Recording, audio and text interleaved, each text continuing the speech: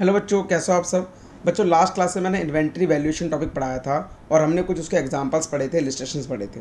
तो आज मैं इन्वेंट्री वैल्यूएशन में कुछ और क्वेश्चंस आगे बढ़ रहा हूँ जो आपके सीए फाउंडेशन की बुक के पीछे प्रैक्टिस क्वेश्चन की तरह पे दे रखे हैं। तो आइए फटाफट से क्वेश्चन नंबर फर्स्ट को रीड करते हैं। तो ये हमारा प्रैक्टिस क्वेश्चन, उसका question number first. X who was closing his books on 31 March 2016 fail to take the actual stock which he did not only 9 April 2016 when was ascertained by him to be worth ₹250। यहाँ पर वो ये कहना चाहता है कि 31 March 2016 को book close करनी चाहिए थी, लेकिन वो क्लोज़ नहीं कर पाया और उसकी गाड़ी जो आगे चल पड़ी, उसने जाके 9 अप्रैल 2016 को जो स्टॉक की कैलकुलेशन करी, तो इस दिन उसको पता चला कि उसके पास 2.5 लाख का स्टॉक पड़ा। ओके, अब आगे बढ़ते हैं। आगे लिखा, it was found that sales are entered in the sales book on the same day of dispatch and return inwards in the return book as and when the goods are received back purchases are entered in the purchase day book once the invoice are received. वो कह रहा है sales day book में sales book में तभी entry पास होती है जिस दिन सेल होती है, रिटर्न बुक में भी तभी एंट्री पास होती है जब गुड्स रिसीव हो जाते हैं वापस, परचेज बुक में तभी पास होती है जब इनवॉइस रिसीव हो जाता है। ठीक है, और हमें यही पता लगा, it was found that sales between 31 March 2016 से 9 मार्च के बीच कुछ ट्रांजैक्शन दे रखी है। सेल्स डे बुक 17,200, परचेज जो कर रखी है हमने इसके बीच में 1,200 रुपये की। Out of this goods amounting 500 were not receive until, अभी तक 500 रुपये का गुड्स नहीं मिला after the stock was taken. अभी हमने बताया इनवॉइस रिसीव हो जाएगा तो हम गुड्स को मान लेंगे। तो यहाँ पर हमने गुड्स को लिख तो दिया, लेकिन अभी 500 रुपये का स्टॉक हमें रिसीव नहीं हुआ, लेकिन माना जाएगा कि हाँ स्टॉक 500 का पड़ा हुआ। Goods invoiced during the month 2016 but the goods received only on 4th April 2016 amounting 1,000 रुपये। यहाँ पर भी मार्च में 1,000 रुपये का गुड्स हो गया, लेकिन अभी भी रिसीव नहीं हुआ, 4 अप्रैल को रिसीव हुआ है जाके। तो but goods received on 4th अप्रैल को रिसीव हुआ है और रेट दे रखा 1/3 ऑन कॉस्ट। तो आइए फटाफट से ascertain the value of physical stock on 31 March 2016। हमें कैलकुलेट करना है फिजिकल स्टॉक 31 मार्च 2016 की कितनी होगी। ठीक है, तो आओ फटाफट से स्टार्ट करते हैं हम। 31 मार्च 2016 को कितना होना चाहिए। अब ध्यान से देखो, इसके बीच का हमें परचेस पता है, इसके बीच का हमें सेल पता है। तो अगर मैं फॉर्मूला लगाता तो कैसे लगाता, ओपनिंग प्लस परचेस, इन दोनों को प्लस करता, ठीक है, और जो भी इसमें से सेल होती है माइनस कर देता, तो क्लोजिंग स्टॉक आ जाता मेरा। तो ये स्टॉक पता लग गया होगा। अब मुझे यहाँ से वापस इधर जाना है, तो क्या करूँगा, इसको ऐड करता रहूँगा और इसको माइनस करूँगा। Clear point. तो यहाँ पर क्वेश्चन के अंदर जो दे रखा है उन आइटम को हम देखते हैं। तो जो डाटा दे रखा है उसको लिख लेते हैं पहले। सबसे पहले हमें सेल दे रखी है कितने की, 17,200 की। तो इसके अंदर क्या इंक्लूड हो रखा होगा, प्रॉफिट, हमें उसको भी हटाना। दूसरी चीज़ हमें क्या दे रखा है, परचेज दे रखा है, हमें वो भी देखना पड़ेगा। परचेज दे रखा 1,200, जिसमें से 500 का गुड्स रिसीव नहीं हुआ, तो यहाँ लिख देते रिसीव, नॉट रिसीव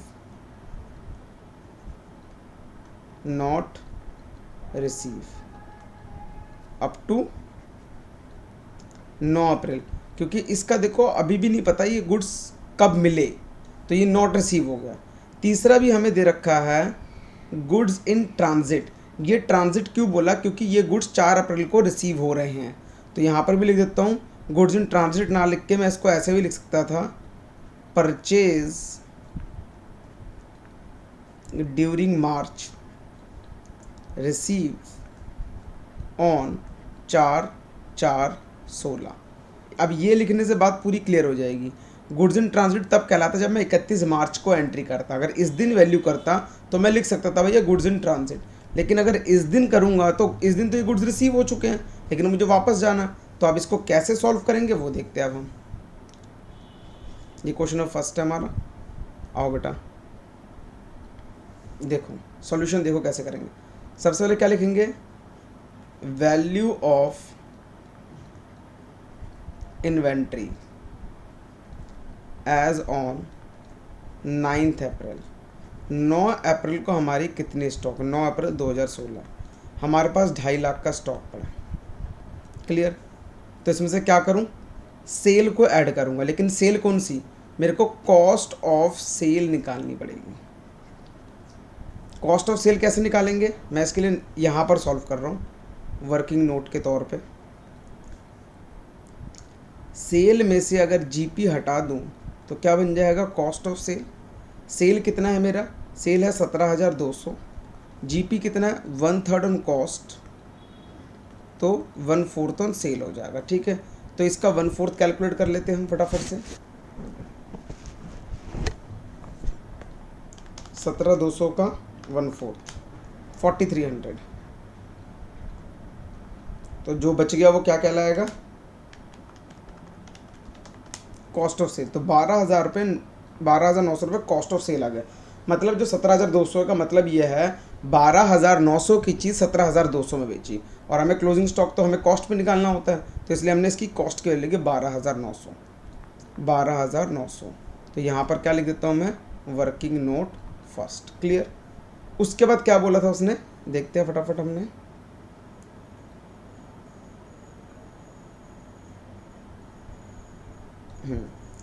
परचेज दे रखा 1200 का, लेकिन 500 रुपये के गुड्स अभी तक रिसीव नहीं हुए, तो इसके लिए क्या करना पड़ेगा, यहाँ लिखेंगे लेस, क्या करेंगे इसको, परचेजेस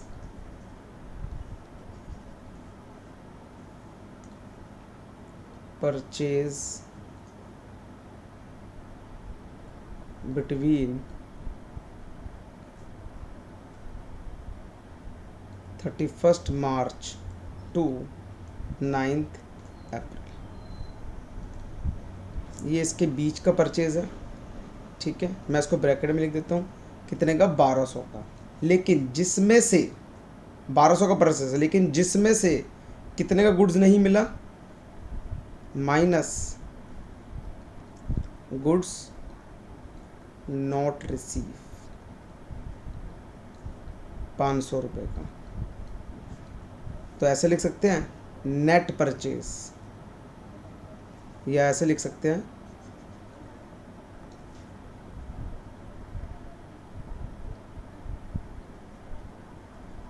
परचेज एंड रिसीव्ड,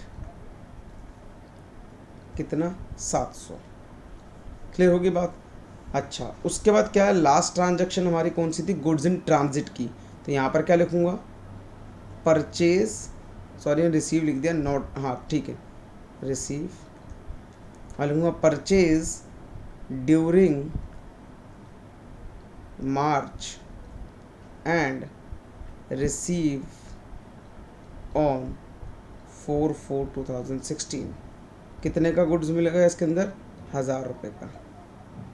एक बार देख लेते हैं कितने का था। अच्छा, अमाउंट ही लिखा है, क्वेश्चन में देखना पड़ेगा अमाउंट हमें। अमाउंट है 1000 रुपये का।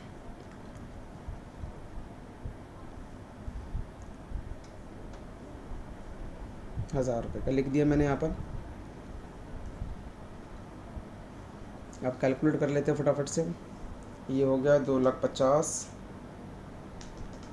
12,900 और 1,700, 26,1200। ये जो बचा, ये क्या बचा हमारे पास, value of closing inventories on 31 March 2016। Simple सा फंडा था, देखो बहुत इजी सा क्वेश्चन था। क्लियर हो गई होगी आपको बात पूरी। ये इसका सॉल्यूशन है। ठीक है, तो हमें ये ध्यान रखना है कि कौन सा गुड्स हमें लेना है, कौन सा गुड्स लेना है, और ये कैसे पता चलेगा। आप नॉर्मल सा लॉजिक लगाना कि हाँ वो चीज़ मेरे पास अवेलेबल है उस दिन तक या नहीं है। ठीक है, तो जैसे इसके अंदर इंपॉर्टेंट पॉइंट तो समझने वाला ये वाला पॉइंट, इसमें बोला गया 500 गुड्स अभी तक रिसीव नहीं हुए, ये भी नहीं पता कब रिसीव हुए।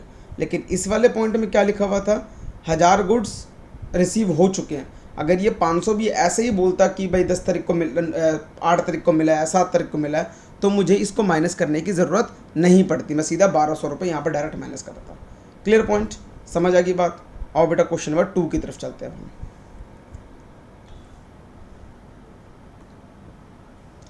तो क्वेश्चन नंबर 2 हमारा ये रहा, from the following information ascertain the value of stock on 31 March 2017। Value of stock दे रखा है 1/4/2016 का 7 lakh, purchase during the period दे रखा है पूरे साल का 34,60,000, मैन्युफैक्चरिंग एक्सपेंस दे रखा है 7 लाख, सेल्स दे रखा 52,20,000। ये क्वेश्चन उसी की तरह है जिस तरीके से हमने इसका फर्स्ट एग्जांपल किया था इसी टॉपिक का। Eight the time of valuation of stock 31 March 2016, जिस टाइम पे हम वैल्यू कर रहे थे उस दिन क्या पता चला कि हमने 60,000 रुपये रिटर्न ऑफ कर दिए हैं, जिसको हमने ओरिजिनली परचेज़ किया था 2 लाख रुपये का। इसका मतलब कोई गुड्स को हमने 2 लाख का परचेज़ किया था और हमने उसको 60,000 रिटर्न ऑफ कर दिए थे। Clear point? ठीक है, आगे देखो। फिर लिखा है रिटर्न ऑफ कर दिए थे and was sold for rupees 1,60,000, और हमने एक सामान 1,60,000 का भी बेचा था। ठीक है, तो इसका मतलब ये वही हो गया book value of abnormal item, और ये हो गया abnormal sale. But for the above transaction gross profit 25% on cost है। तो ग्रॉस प्रॉफिट कितना दे रखा है? 25% ऑन कॉस्ट। बस यहाँ पर ये बात है, इतनी सी बात को हमें सॉल्व करना है। ठीक है, और बच्चों का सॉल्यूशन देखते हैं। क्वेश्चन नंबर 2,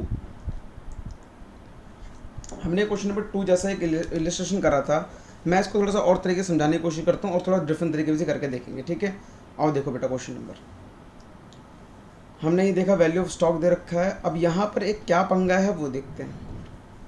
वो कहता है ओपनिंग स्टॉक ये, और यहाँ पर उसने डेट बता दी कि 1 अप्रैल से 31 मार्च ड्यूरिंग द ईयर 34,60,000 की सेल करी है। मैन्युफैक्चरिंग एक्सपेंस 7 लाख का हुआ इसी पीरियड पे, अब पीरियड पे, और सेल भी इसी साल करी है 52,20,000 रुपये की। मतलब तुम्हें प्रॉपर तरीके से वो टाइम बता दिया। ठीक है, लेकिन जो पिछले रजिस्ट्रेशन करते उसमें नहीं बताया गया। At the time of value of closing stock 31 March 2016 60,000 was written off और particular item which was originally purchase 2 lakh. वो कहता है 2 लाख की जो आइटम थी उसमें 60,000 रिटर्न ऑफ कर दिया और उसको हमने 1,60,000 का बेच दिया। ठीक है, अब यहाँ पर देखो क्या लिखा है, but for the above transaction the gross profit earn during the year 25% cost. वो कहता है इन ट्रांजैक्शंस के लिए, ये ऊपर के ट्रांजैक्शन जो है इनके लिए 25% ऑफ कॉस्ट है, लेकिन इसके लिए नहीं है। इसका मतलब समझो क्या है, देखो ध्यान से। यहाँ पर मैंने लिखा ओपनिंग स्टॉक कब का? ऑन 1/4/2016।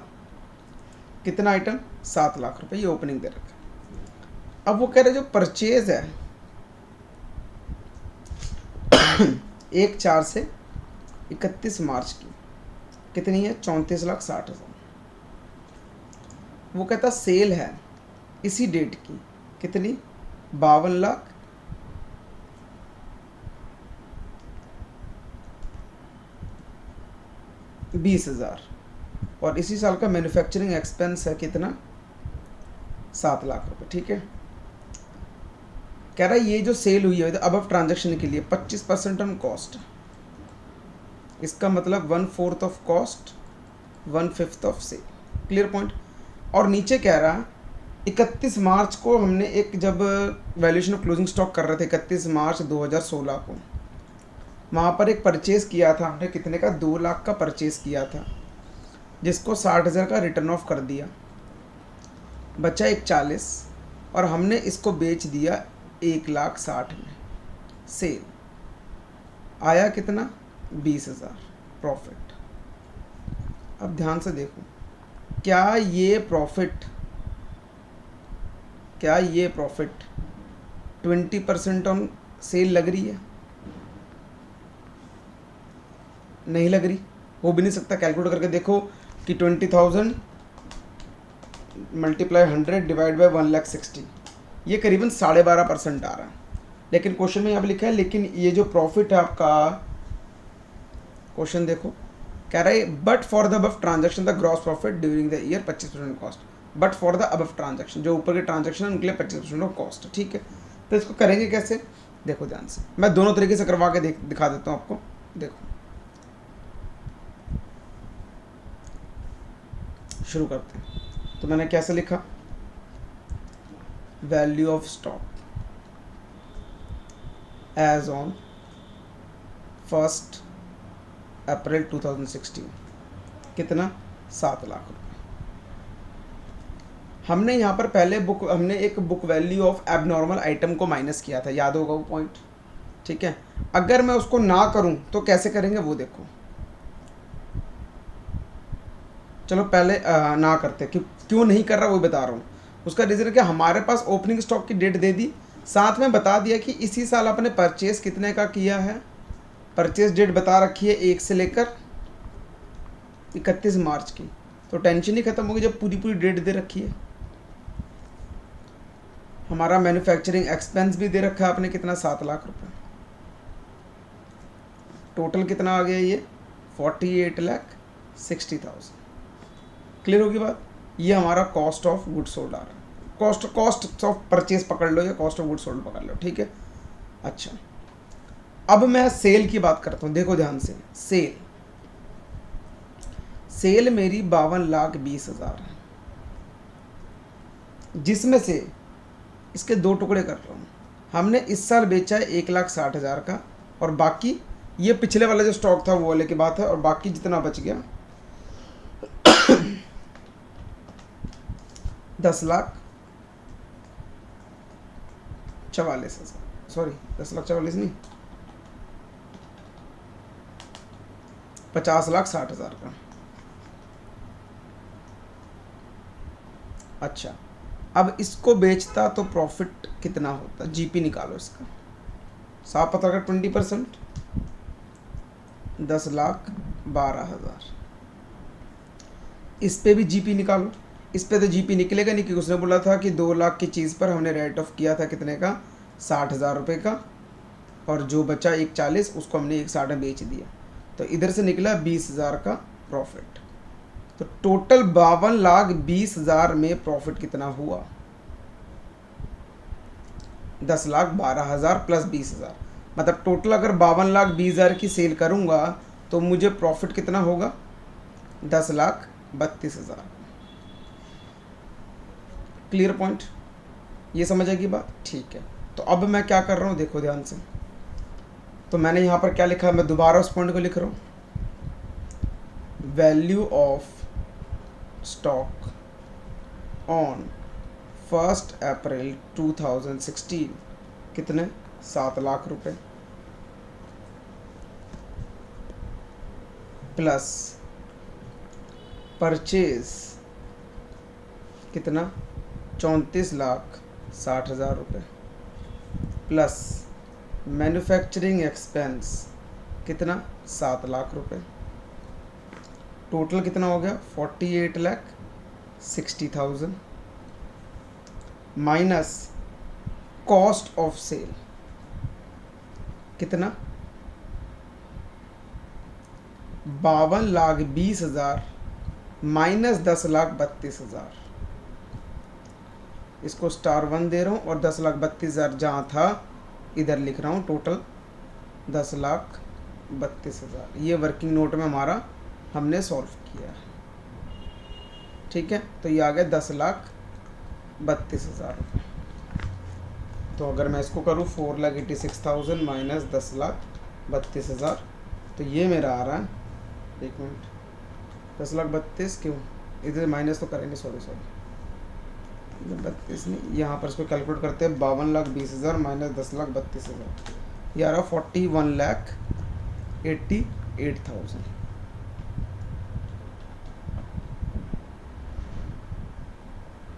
$6,72,000। क्लियर पॉइंट, बात समझ आ गई। इसका दूसरा तरीका, मैं इसको ट्रेडिंग अकाउंट बना के भी कर सकता हूँ, क्योंकि मेरे को पूरे साल की डेट वेट दे रखी है। ट्रेडिंग बना तो कैसा लिखता, opening stock 7 lakh plus purchase 34,60,000, manufacturing expense 7 lakh, sale 52,20,000, GP हमने कैलकुलेट किया 10,32,000। इसको सॉल्व करोगे तो यहाँ क्या निकल जाएगा, क्लोजिंग स्टॉक, इसकी वैल्यू कितनी है, 6,72,000। ओके, समझ आ गई मेरी बात, क्लियर पॉइंट। अब आओ बच्चों, नेक्स्ट क्वेश्चन देखते हैं हम, क्वेश्चन नंबर 5। अभी 3, 4 करवा रहा, 5 देखेंगे। From the following information ascertain the value of as on 31 March 2016, also the profit for the year as on 1 April 2015। इतनी की वैल्यू दे रखी है, परचेज दे रखा है, मैन्युफैक्चरिंग एक्सपेंस दे रखा है, सेलिंग एक्सपेंस दे रखा है, सेल्स। ये क्वेश्चन हमारा बिल्कुल एज इट इज़ किसकी तरह हो गया, इलिस्ट्रेशन की तरह हो गया, ठीक है ना। तो मैं इसको पहले दो तरीके से करवाऊंगा, देखेंगे ध्यान से। आओ फटाफट से देखो ध्यान से।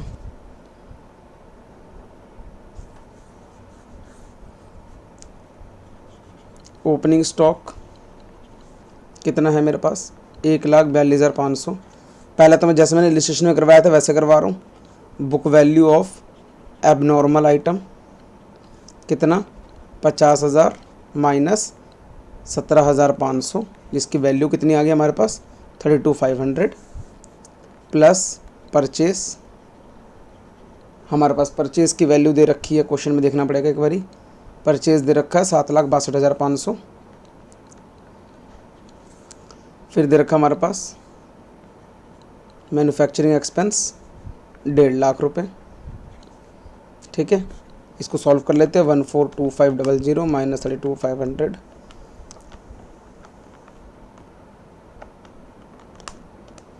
ये आ गया 10,22,500। फिर हम निकालेंगे cost of sale less cost of sale. कैसे निकलेगा,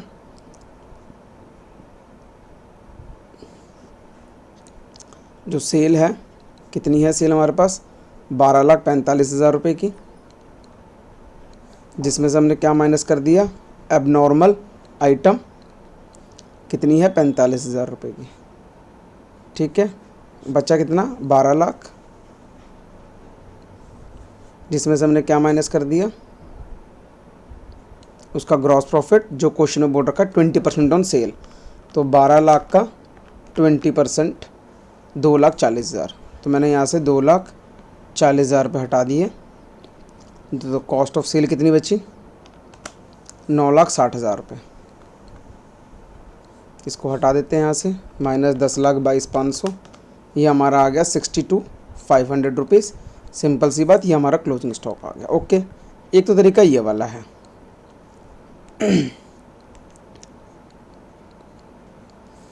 अब मैं इसी यहाँ पे लिख देता हूँ 5। अब इसी पे एक और मेथड से करवा रहा हूँ यहाँ पर, उसको भी देखना। जो अभी हमने पीछे क्वेश्चन किया, क्वेश्चन नंबर 2, थोड़ा सा उसके बेस पे करवाऊँगा।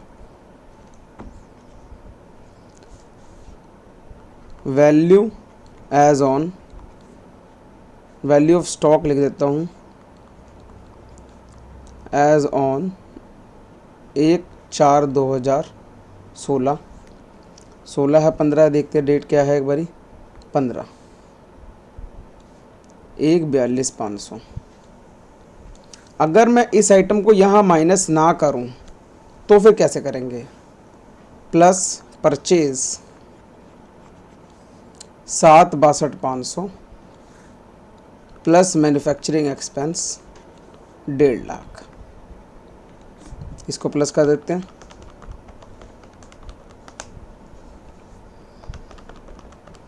$10,55,000। ठीक है, अब माइनस करेंगे कॉस्ट ऑफ सेल। वो कैसे करेंगे देखो यहाँ पर, मैं इसको नेक्स्ट पेज पे सॉल्व करता हूँ।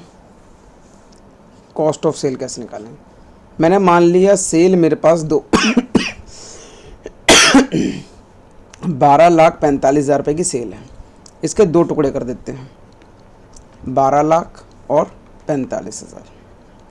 उसने बोला 12 लाख पे जो जीपी है वो कितना है, 20% ऑन सेल। तो सीधा पता लग गया 2,40,000। ठीक है, ये जीपी आ गया इसका। तो कॉस्ट कितनी होगी, कॉस्ट को छोड़ देते, इतना हो गया। अब इसका भी देखो 45,000। अब इसका जीपी या तो सीधा 20% निकाल देते 9,000 रुपये। अगर वो नहीं निकालना तो कैसे करेंगे, 50,000 की चीज़ 17,500 राइट ऑफ, मतलब डेप्रिसिएशन पकड़ लेते हैं। कितने की होगी, 32,500। इसको बेचा कितने में, 45,000 में। अगर मैं 32,500 हटाऊंगा तो मेरा प्रॉफिट कितना आ गया, 45,000 का 32,500 माइनस कर देते हैं, 12,500 रुपये का ग्रॉस प्रॉफिट आ गया। तो टोटल सेल में मैंने कितना प्रॉफिट कमाया, ये प्रॉफिट कमाया। तो टोटल जीपी कितना हो गया, 2,40,000 प्लस 12,500, ये हो गया 2,52,500।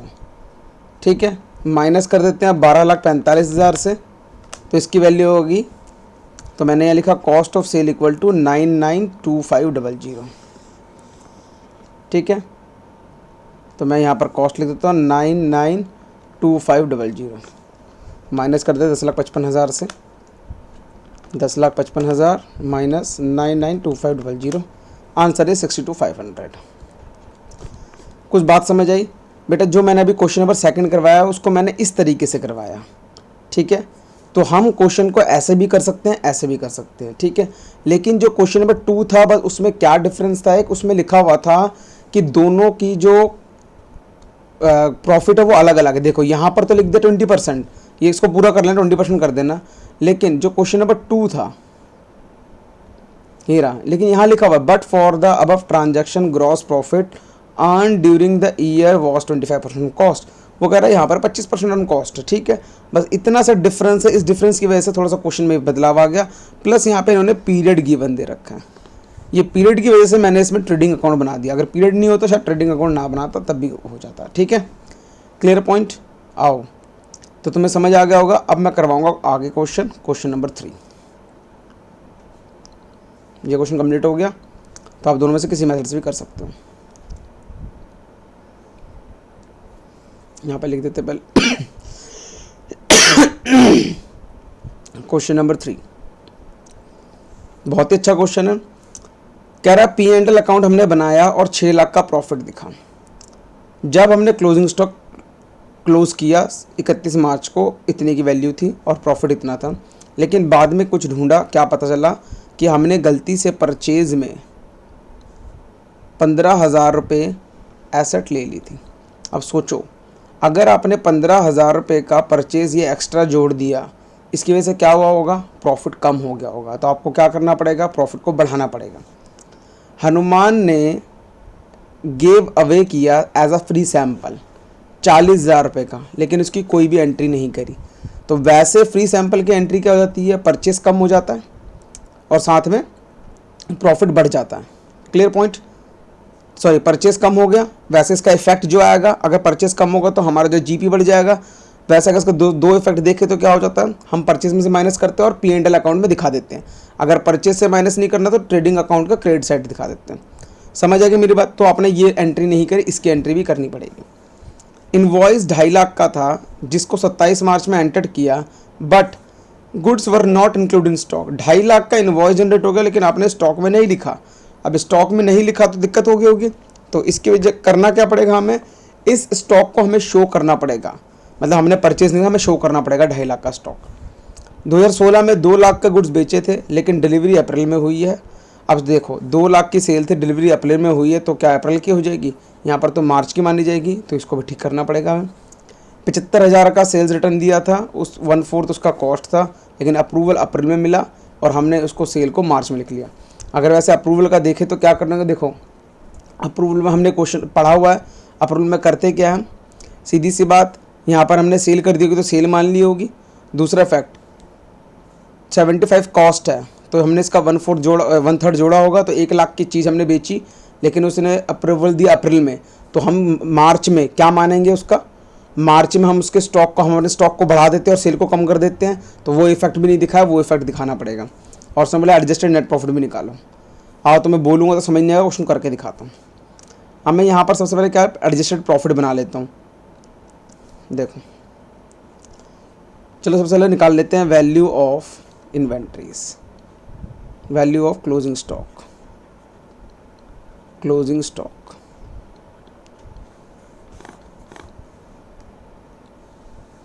तो सबसे पहले क्या दे रखा वो देखो, क्लोजिंग स्टॉक की वैल्यू 3,75,000 दे रखी है। स्टॉक जो गिवन है कितना है? 3,75,000। अब इस क्वेश्चन के अंदर ये देखना पड़ेगा कौन कौन सी आइटम हमारे स्टॉक को इफेक्ट डालेगी। इससे कोई इफेक्ट नहीं आएगा, इससे भी कोई इफेक्ट नहीं आ रहा, क्योंकि इसने बोला है बस एंट्री नहीं करी, नो एंट्री वॉज मेड। अगर एंट्री नहीं करी स्टॉक तो चला गया। अब यहाँ पर invoice for goods 2.5 lakh have been entried but goods were not included. इस स्टॉक को तुमने इंक्लूड नहीं कर रखा, तो तुम्हें क्या करना पड़ेगा? इंक्लूड करना पड़ेगा। तो सबसे पहले उसको इंक्लूड करते हैं हम।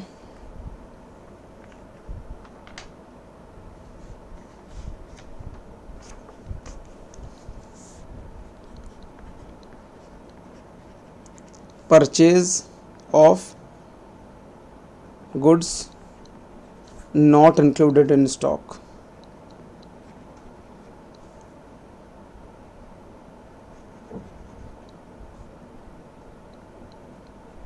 स्टॉक कितने का हो गया ये 2.5 लाख रुपए का। ओके, दूसरा देखो कौन सा इफेक्ट डाल सकता है। 2 लाख का सामान बिक गया है, कोई दिक्कत नहीं है, 75,000 का अप्रूवल है। अब देखो ध्यान से, मैंने बताया था, हमने जनरल एंट्री पढ़ी थी यहाँ पर, अगर 75,000 रुपये के गुड्स हमने अप्रूवल में भेजे मार्च में और उसका अप्रूवल दे रहा है अप्रैल में, तो हम क्या करते थे, हम जब सेल करते थे अप्रूवल पे तो हमने पहले एंट्री पास करते थे sale to trade receivable to sale. Clear point, हम यहाँ पर 1 लाख की ट्रेड रिसीवेबल टू सेल कर देते थे। दूसरा क्या करते थे, अगर उसने अप्रूवल नहीं दिया तो हम उसी सेल को वापस कैंसिल करते थे। अब वापस कैंसिल करने की एंट्री क्या हो जाएगी हमारी, हम करते trade sales to trade receivable. ठीक है, अब यहाँ पर देखो, यहाँ पर वही कह रहा है गुड्स कॉस्टिंग 75,000 हमने सेल्स में भेजा हुआ मार्च 2016 में, लेकिन हमने उसका अप्रूवल अप्रैल में दिया है। These were taken as sale for March, उसको हमने मार्च की सेल मानी है। ठीक है, तो यहाँ पर भी क्या होगा, तो हम बोलेंगे हमारा 75,000 रुपये का सामान कहाँ पड़ा हुआ है, कस्टमर का पड़ा हुआ है। तो यहाँ लिख देंगे goods still with customer on approval basis. ठीक है, कितने का 75,000 रुपये का। बस ये हो गया 3 2 5 और 2 7, 7 लाख का हमारा क्लोजिंग स्टॉक आ गया। समझ आ गई मेरी बात, क्लियर है पॉइंट। ठीक है, दूसरा क्या है, उसने बोला था हमें क्या बनाने के लिए, एडजस्टेड नेट प्रॉफिट निकालना है तुम्हें क्वेश्चन के अंदर। देखो adjusted net profit for this date, तो यहाँ पर क्या बनाएंगे, एक P&L एडजस्टमेंट अकाउंट बनाएंगे। एडजस्टमेंट अकाउंट करना कुछ नहीं है, बहुत आसान है ये पॉइंट। जहाँ प्रॉफिट बढ़े उसको बढ़ा दो, जहाँ घट रहा उसको घटा दो। नेट प्रॉफिट 6 लाख दिखा। सबसे पहला पॉइंट क्या था,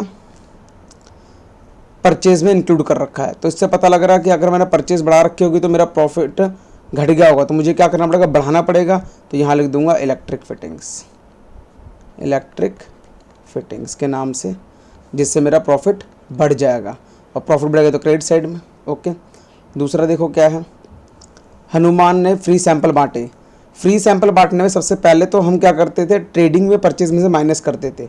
अगर मैं यहाँ बना रहा हूँ छोटा सा एक, ट्रेडिंग में माइनस ना करके उसको यहाँ दिखाऊं फ्री सैंपल को, तो उससे क्या होगा, प्रॉफिट बढ़ेगा। तो मैंने ये सब कर नहीं रखा, तो इसके चक्कर में प्रॉफिट को बढ़ाओ पहले।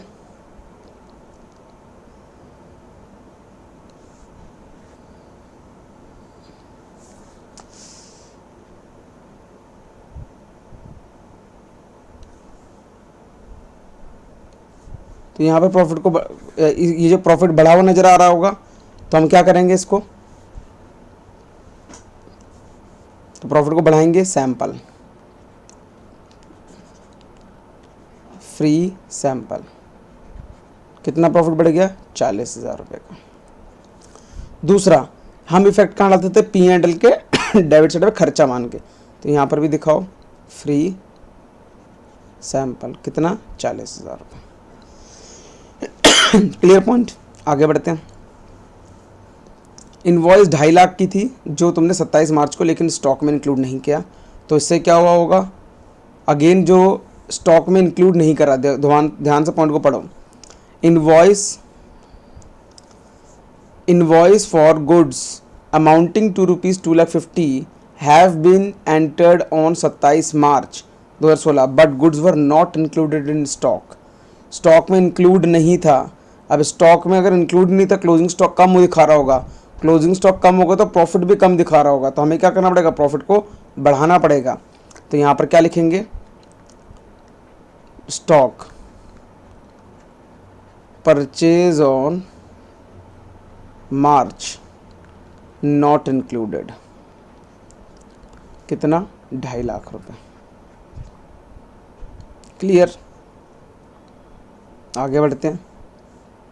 सोल्ड किया 2 लाख रुपए का, डिलीवरी अप्रैल में, taken in the sale of April. लेकिन यहाँ पर क्या, सेल अगर मार्च में हुई है तो मार्च में लेना पड़ेगा, डिलीवरी चाहे जब मर्जी हुई हो। तो यहाँ पर भी क्या करेंगे, हमें सेल बढ़ानी पड़ेगी, सेल।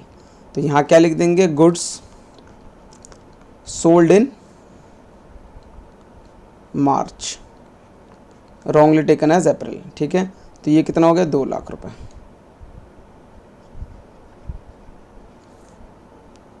लास्ट, अब मैंने अभी बताया पीछे फ्री सैंपल में हमें क्या करना पड़ेगा, सेल को कैंसिल करना पड़ेगा। सेल कैंसिल करूँगा तो मेरा प्रॉफिट भी कम हो जाएगा, तो प्रॉफिट कम करने क्या लिखेंगे, sell goods Saint on approval में था कितने का, 1,00,000 रुपये का, 75,000 प्लस 1/4, 1/4 नहीं 1/3 है ना कॉस्ट पे। तो ये कितना हो गया मेरा 1,00,000, और क्लोजिंग स्टॉक कितना नज़र आ रहा होगा तुम्हें, 75,000, जो कहाँ पर है, गुड्स विद कस्टमर, GWC लिख रहे हो। बस इसको प्लस माइनस कर दो, जो भी आएगा तुम्हारा नेट प्रॉफिट या फिर नेट लॉस निकल जाएगा, जिसको हम एडजस्टेड प्रॉफिट कहेंगे।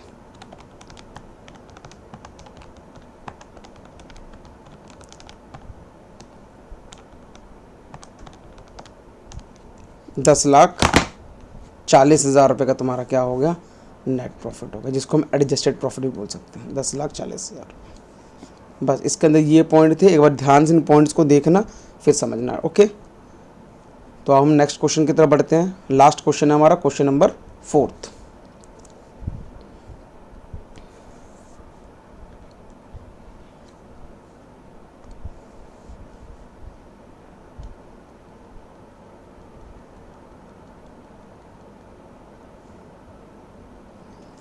देखो ध्यान से, ये बहुत इजी सा क्वेश्चन है, बस ध्यान से देखना। हमें पता है क्या है, इन्वेंट्री के चैप्टर में सिर्फ यही पता लगाना होता है कौन सा स्टॉक हमारे पास है और कौन सा स्टॉक हमारे पास नहीं है। अगर है तो कहाँ है, नहीं है तो कहाँ गया। बस फिजिकल वेरिफिकेशन हुई बिजनेस की 23 जून को, वही कहानी।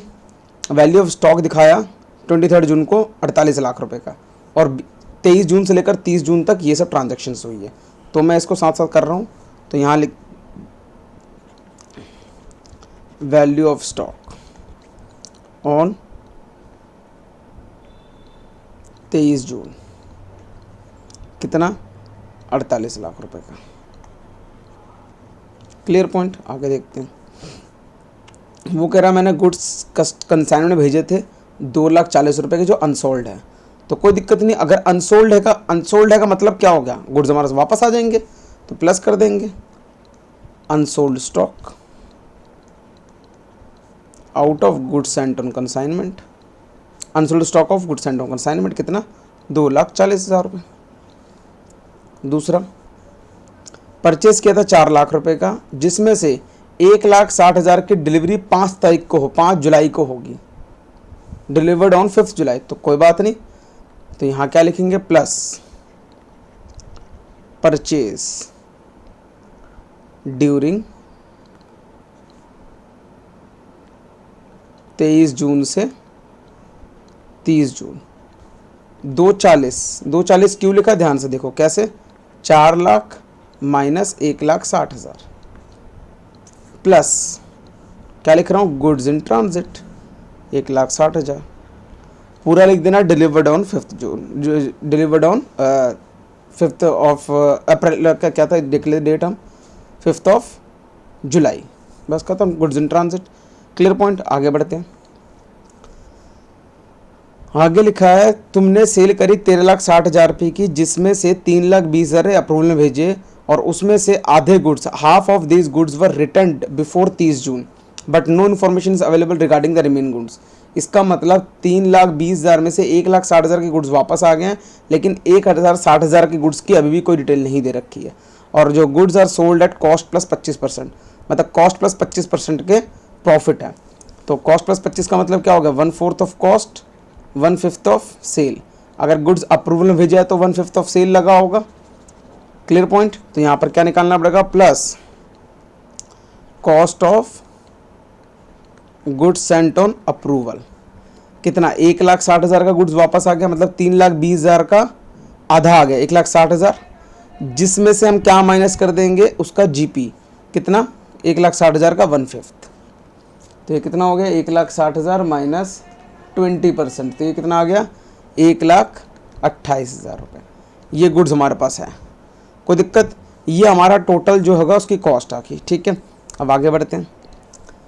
सेल सिर्फ यही हुई है, 13,60,000 की सेल हुई है। अब देखो ध्यान से, यहाँ पे लिख रहा हूँ माइनस कॉस्ट ऑफ सेल। ठीक है, देखो ध्यान से, सेल कितने की हुई है? 13,60,000 की सेल हुई है, जिसमें से 1,60,000 रुपये का क्या है हमारा रिटर्न हो गया, सेल्स रिटर्न, जो यहाँ पर माइनस करा सेल्स रिटर्न है 1,60,000 रुपये। देखो एक बारी 320 में से 160 का वापस आ गया सामान, तो टोटल सेल कितनी हुई है? 12 लाख की सेल हुई है। इसमें से क्या माइनस कर दूंगा अगर मैं? जीपी, ठीक है, जीपी माइनस करके मेरा आंसर आ जाएगा। एक मिनट थोड़ा सा और अच्छी तरह से लिख देता हूँ। 13,60,000 माइनस 1,60,000 इक्वल टू 12 लाख। जो भी जीपी माइनस होगा, आंसर जो भी आएगा यहाँ लिख के हमारा लास्ट में क्या बच जाएगा? Closing stock. ठीक है, अब ध्यान से देखो, मुझे निकालना सिखाना पड़ेगा तुम्हें। वही अलग अलग करते हैं। सेल कितने की करी? 13,60,000 रुपये की। टुकड़े कर देते हैं इसके। 13,60,000 में से 320 तो अप्रूवल में भेजा, तो 13,60,000 माइनस 320 10,40,000। 10,40,000 रुपये की क्या हुई? सेल हुई है। ठीक है, जिसमें से सेल्स रिटर्न कितना आ गया? 160। तो 1,60,000 ये और 10,40,000 ये मेरी सेल हो गई और ये मेरा एक्चुअल सेल हो गया। ठीक है, अब ध्यान से देखो इसके अंदर, अब हमें निकालना पड़ेगा कितना इनके अंदर जीपी है। ओके, लेकिन उससे पहले लास्ट पॉइंट, 2,40,000 की चीज़ को 1,20 में बेचा है, मतलब घाटा सहना करना पड़ा है। घाटा सहन किया कितने का? 1,20,000 का। तो इसका मतलब इसके एक और टुकड़े होंगे। ठीक है, इसके एक और टुकड़े करो। तो मैं इसको दोबारा लिख देता हूँ सारा, तुम्हें और क्लियर हो जाएगी बात। इसके हमने 3 टुकड़े कर दिए। सबसे पहला 13,60,000 माइनस 3,20,000 माइनस 1,20,000। दूसरा 3,20,000। तीसरा 1,20,000।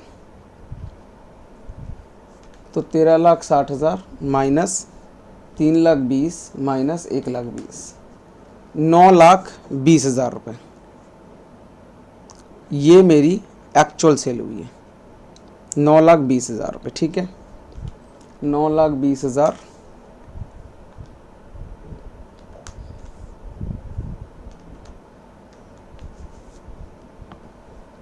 एक में कैलकुलेट कर लो। 13,60,000, हाँ ये मेरी एक्चुअल सेल 9,20,000 रुपये। अब देखो ध्यान से, इसके भी 2 टुकड़े हो गए, 1,60,000 और 1,60,000। ये तो रिटर्न हो गया, इसको छोड़ देते हैं। तो हमें पता लगा कि एक ये मेरी सेल जो नॉर्मल सेल है, एक नॉर्मल सेल क्यों बोल रहा बताऊँगा, एक ये मेरी सेल, ये क्या गुड्स एंड ऑन अप्रूवल, और एक ये मेरी सेल, इसको मैं एबनॉर्मल नाम दे रहा हूँ क्योंकि इसने मेरे को घाटा करवा दिया, एबनॉर्मल सेल। ठीक है, अब ये 3 टाइप की सेल होगी, तीनों में प्रॉफिट भी कैलकुलेट करना पड़ेगा। 9,20,000 का इसमें बोल रखा था प्रॉफिट जो है मेरा कितना है? 20% ऑन सेल, मतलब 1/4 ऑफ कॉस्ट था शायद क्वेश्चन में। हाँ, 1/4 ऑफ कॉस्ट 1/5 ऑफ सेल। तो पहले 9,20,000 का जीपी निकाल लेता हूँ, फिर इसका जीपी निकाल लूँगा, फिर इसका निकाल लूँगा। तो 9,20,000 का 20% 1,84,000।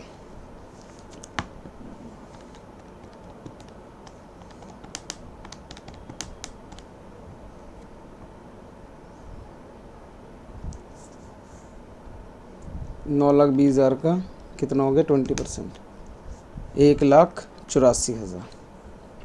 दूसरा निकाल लूँगा ये, तो रिमेनिंग कितना आ गया? सेल, रिमेनिंग सेल छोड़ दे, जीपी निकाल रहे हैं अभी हम। 1,60,000 का 20%, ये आ गया जीपी इसका 32,000। एक ये जीपी आ गया, एक ये जीपी आ गया। इसका निकाल लेते हैं। अब इसने जीपी तो करवाया नहीं है, इसने क्या करवा दिया? लॉस करवा दिया। इसका तो लॉस निकला। लॉस कितना है? 2,40,000 की चीज़ को 1,20,000 बेच दिया, तो 1,20,000 का लॉस हो गया।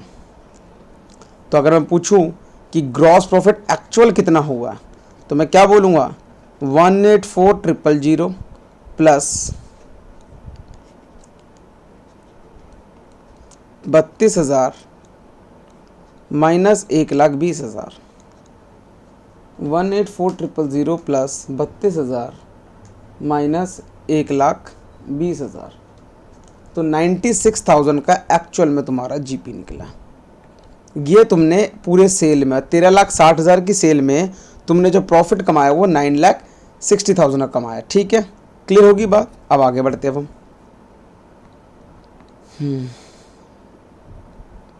तो यहाँ पर हमारे 13,60,000 में से मैंने तो 1,60,000 रिटर्न वाला हटा दिया, तो 12 लाख की सेल बची।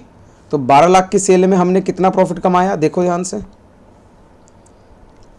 इसमें से ये तो हट गया, तो एक ये सेल और ये सेल, हमने इन तीनों सेल में कितना प्रॉफिट कमाया, 9,60,000 का प्रॉफिट कमाया। तो बस उसको उठा के 96,000 का, 9,60,000 96,000 का प्रॉफिट को यहाँ माइनस कर देंगे। तो 12 लाख माइनस 96,000, तो ये आ गया मेरा 11,04,000। ये मेरी कॉस्ट होगी। अब इन सबको प्लस करके इससे माइनस कर दूंगा, जो भी आंसर आएगा वो मेरा प्रॉफिट कहलाएगा, क्लोजिंग स्टॉक कहलाएगा। तो 4,80,000, 2,40,000, 2,40,000, 1,60,000, 128,000 माइनस 11,04,000, 44,64,000। ये मेरा क्लोजिंग स्टॉक है 44,64,000। क्लियर बेटा पॉइंट। तो यहाँ पर हमने सारे क्वेश्चन कवर कर लिए हैं। अगर कोई डाउट है तो बता देना मुझे और इसको देख लेना। ठीक है, तो यहाँ पर मेरे सारे क्वेश्चन कंप्लीट होते हैं। तो अब नेक्स्ट क्लास में मिलते हैं।